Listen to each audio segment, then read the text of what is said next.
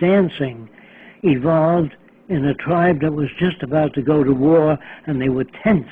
And if they danced around the fire and yelled and screamed, they danced around the fire and relieved that tension before they got into battle. Soldiers, when they march, sing. The reason for that is to take their mind off, how's my wife doing? I wonder what's happening at home with my kids.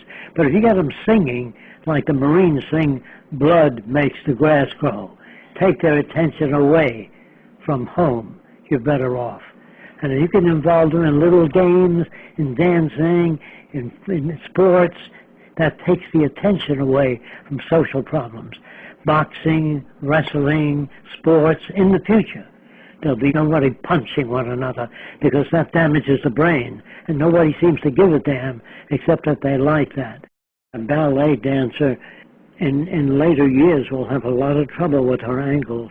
You know, what they do is not good for the body, and they rehearse long hours, and they damage their body, because we have emphasized ballet. We like it.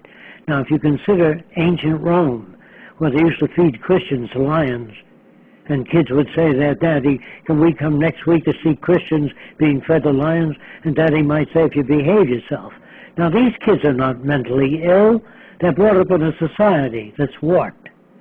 Our society is warped. It's hard for me to talk about the things that normal people have come to like. Do you understand what I mean? It's like walking over to an Indian and say, what are you dancing around the fire with feathered hat? That's ridiculous. The Indian does say, gee, thanks for telling me that. I never thought of it that way.